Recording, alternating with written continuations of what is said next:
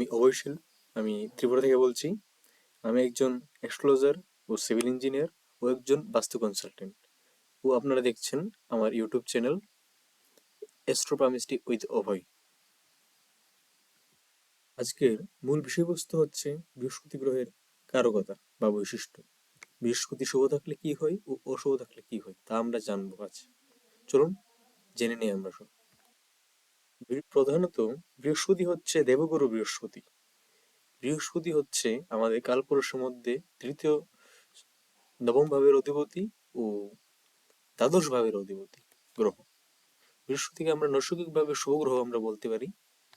বৃহস্পতি গ্রহের কারকতা নিম্নরূপ।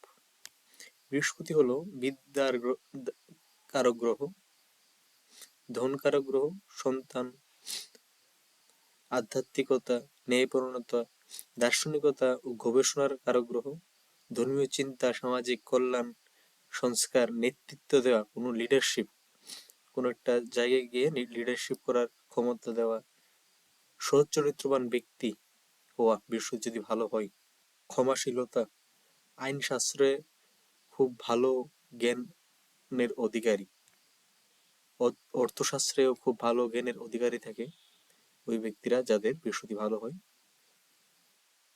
বিদ্যালয়, তারপর বিদ্যালয় হচ্ছে আমাদের বৃহস্পতির কারকতা নির্দেশ করে। বিদ্যালয় মান, যশ, দেবস্থান, মন্ত্রী, শিক্ষক, ধর্মীয় গুরু ইত্যাদি বৃহস্পতি গ্রহ পরিচালিত করে। প্রধানত বৃহস্পতি থেকে আমরা জানতে পারি কোনো ব্যক্তি কি সচরিত্রবান ব্যক্তি অথবা ধার্মিকতা রয়েছে কি ওই ব্যক্তির মধ্যে। যদি ভালো হয় ধার্মিকতা থাকবে ওই ব্যক্তির মধ্যে। কোনো ব্যক্তি কোনো ফাস্টফুড খাওয়ার এডিক্ট কিনা সেই বিষয়েও আমরা বৃহস্পতি থেকে আমরা জানতে পারবো। কোন ব্যক্তির ব্যাংক ব্যালেন্স কতটুকু রয়েছে, সঞ্চয় ধন, সেটা আমরা জানতে পারবো। আত্মীয় পরিজন, সোশ্যাল সার্কেল কেমন রয়েছে সেটা আমরা বৃহস্পতি থেকে জানতে পারবো।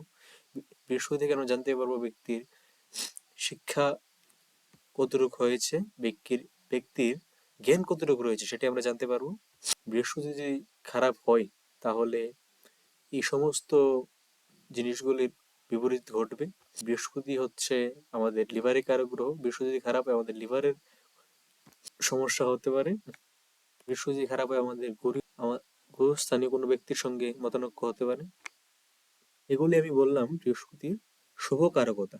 যদি বৃহস্পতি শুভ হয় হাতের মধ্যে তাহলে আমাদের বুঝতে হবে যে এইসব কারকতা প্রকাশ হবে। আর যদি বৃহস্পতি অশুভ হয় তাহলে এর সমস্ত অপোজিট, বিপরীত ঘটবে ব্যক্তির সঙ্গে।